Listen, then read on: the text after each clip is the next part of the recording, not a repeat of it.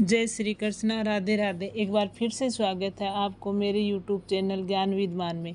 तो आज के इस वीडियो में मैं आपको बताऊंगी कि नवरात्रा में क्या खाना चाहिए और क्या नहीं खाएं। तो सबसे पहले जय माता दी, जय दुर्गा माता। तो 2024 में माँ दुर्गा पालकी पर सवार होकर धरती पर पधार रही है और शारदीय नवरात्रा में माँ अपने वाहन सिंह पर सवार होकर नहीं बल्कि पालकी में आ रही है, तो ये बहुत ही शुभ माना जाता है।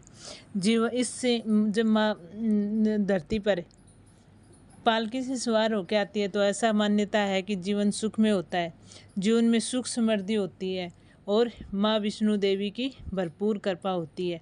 माँ सबकी झोली भरती है। इस बार नवरात्रा पूरे 9 दिन के होंगे।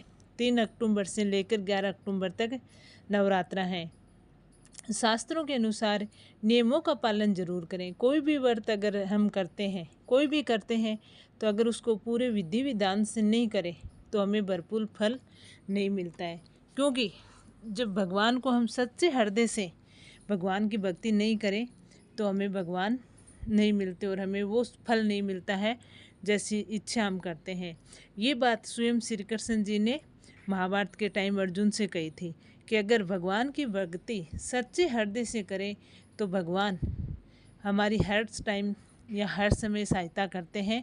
इसलिए मेरा आपसे यही है कि जो भी करें नवरात्रि में करें, जो भी उपवास करें, तो भगवान की श्रद्धा, पूरी श्रद्धा से भगवान का उपवास करें, माँ दुर्गा की आराधना करें, तो माँ दुर्गा भरपूर फल देगी और माँ दुर्गा की कृपा बनी रहेगी। माँ दुर्गा से मेरी यही प्रार्थना है कि आप पे और आपके पूरे परिवार पे माँ दुर्गा का आशीर्वाद बना रहे और आपको फल मिले नवरात्रि का और सुख में जीवन व्यतीत हो। तो आइए अब जानते हैं कि कौन सा फल खाएं, कौन सी सब्जी खाएं या फिर कौन सी चीज़ है जो नहीं खाएं जिससे हमें माँ दुर्गा नाराज़ होकर हमें आप आशीर्वाद नहीं दे, या फिर ऐसा कौन सा फल खाएं जिससे माँ दुर्गा बहुत ही प्रसन्न हो। तो ये चीज़ मैं आपको बता रही हूँ। एक, पानी पूरी कभी नहीं खाएं। ऐसा माना जाता है, मान्यता है कि माँ संतोषी नवरात्रा के समय जागृत स्थिति में होती है, इसलिए माँ संतोषी को खटाई बिल्कुल पसंद नहीं है।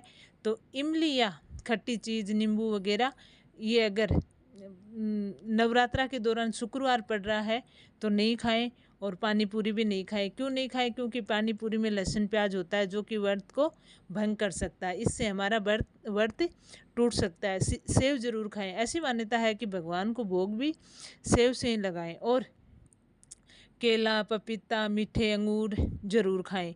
इनसे क्या है कि भरपूर ऊर्जा में मिलेगी और शरीर में ऊर्जा बनी रहेगी। क्योंकि व्रत के दौरान ऐसा नहीं हो कि हमारे शरीर कमज़ोर पड़ जाए, तो ये चीज़ खा सकते हैं। शास्त्रों में बताया जाता है कि नवरात्रा में सीताफल ज़रूर खाएं। ये इससे क्या है कि 20 बीमारियाँ ख़त्म हो जाती है। नवरात्रों के दिनों में अगर सीताफल घर में लाते हैं तो बहुत शुभ माना जाता है, क्योंकि इसमें माता सीता का आशीर्वाद बना हुआ होता है। ऐसा मान्यता है कि जब भगवान राम वनवास के लिए जा रहे थे तो उस दौरान माता सीता ने यही फल खाया था और नवरात्रा के दिन सीताफल खाने से आपका व्रत सफल हो जाता है और बहुत ही शुभ माना जाता है। व्रतधारी को रसीले आलू जरूर खाने चाहिए जिससे शरीर में ऊर्जा मिलती रहे। नवरात्रा में भिंडी की सब्जी ज़रूर खाएं, क्योंकि भिंडी में भरपूर पोषण होता है और हमारे शरीर को मजबूत बनाता है। नवरात्रा में बैंगन जरूर खाएं, लेकिन अगर नवरात्रा के दौरान सोमवार पड़ रहा है तो बैंगन नहीं खाएं, क्योंकि महादेव जी को बैंगन पसंद नहीं है। नवरात्रा में हरा धनिया जरूर खाएं। नवरात्रा में रिफाइंड और सरसों का तेल नहीं खाएं। मूंगफली का तेल या फिर घी खाएं। नवरात्रा में डिब्बा बंद लस्सी, जूस जो भी हो वो नहीं खाएं, क्योंकि इसमें बहुत सारे ऐसे केमिकल्स मिले होते हैं जो हमारे व्रत को तोड़ सकते हैं और हमारे नवरात्रा भंग हो सकते हैं। जूस अगर घर पे बना रहे हैं, ताज़ा फलों का जूस निकाल रहे हैं और शरीर को ऊर्जा के लिए हम जूस पी रहे हैं, तो उसमें नमक नहीं डालें, बर्फ़ नहीं डालें, क्योंकि ऐसा माना जाता है कि इससे हमारा व्रत भंग हो सकता है। सिंगाड़े का आटा जब लाते हैं तो उसके ऊपर ये देखना ज़रूरी है कि सिंगाड़े के आटा कोई पुराना तो नहीं है, क्योंकि जब आटा पुराना होता है तो उसमें छोटे छोटे कीड़े पड़ जाते हैं और वो कीड़े हमें दिखाई भी नहीं देते हैं और फिर वो हमारे मुंह में चले जाते हैं। ऐसा माना जाता है कि अगर ऐसा हम खाते हैं तो हम कीड़े मकोड़ों का मांस खाने वाले बन जाते हैं और हमारा व्रत करने का कोई फिर उद्देश्य नहीं होता है, हमारा व्रत भंग हो जाता है। नवरात्रि के टाइम दही, साबूदाना, आलू, दूध, चाय खा सकते हैं। ध्यान रहे, व्रत करके भरपेट खाना नहीं खाना है कि गले तक खा लिया, ऐसा नहीं खाना है। नवरात्रि में माता रानी को ऐसी चीज़ कोई अर्पित नहीं करनी है, या फिर पूजा करते समय हमें ऐसी कोई भी चीज़ नहीं करनी कि माता रानी हमसे नाराज़ होके चली जाए।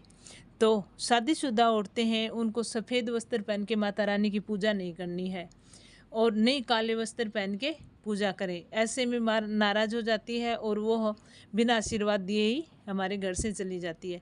ध्यान रहे कि लाल चुनरी ओढ़ें, माता रानी की चौकी पर भी रानी को लाल चुनरी उड़ाएं, चौकी पे लाल कपड़ा बिछा के माता को विराजमान करें और खुद भी लाल सिंदूर, बिंदी, तिलक वगैरह करके माता रानी की पूजा करें।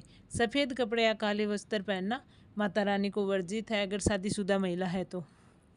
माता की चौकी पर लाल रंग का कपड़ा जरूर लगाएं और माता को तुलसी नहीं चढ़ाएं, माता को दुर्वा नहीं चढ़ाएं और आंवला भी नहीं चढ़ाना चाहिए।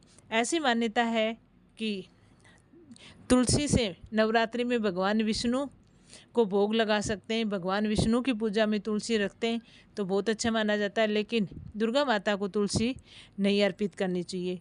दुर्वा भी भगवान गणेश जी को बहुत प्रिय है, तो नवरात्रों के दौरान भगवान गणेश जी को दुर्वा अर्पित कर सकते हैं, लेकिन माता रानी को नहीं करें। और आंवले का पत्ता भी माता रानी को वर्जित माना गया है। अब जब हम घट स्थापित करते हैं तो नारियल को कैसे चढ़ाते हैं, तो नारियल बहुत सारे प्रकार के आते हैं, जिन्हें श्रीफल भी कहते हैं नारियल को, क्योंकि ये माता लक्ष्मी को बहुत प्रिय है। अब नारियल हमें पानी वाला लेना है और जटाधारी नारियल लेना है, और जब हम कलश पे नारियल रखते हैं तो उसके बाहर लाल रंग का कपड़ा बांध के और कलावा बांध देते हैं। फिर हम उसको जो भी हम घट स्थापन करते हैं उस कलश पे नारियल को कभी भी खड़ा नहीं रखें, नारियल को हमेशा लिटा के ही रखें। नारियल कहीं से टूटा फूटा नहीं हो, साबुत नारियल होना चाहिए। अगर ऐसा हम करते हैं तो माता रानी हम पे बहुत खुश होती है और अपनी श्रद्धा से हमें फल, हमारी श्रद्धा के अनुसार हमें फल माता रानी अर्पित करती है। इसलिए माता को खुश रखें, माता को नाराज़ नहीं करें।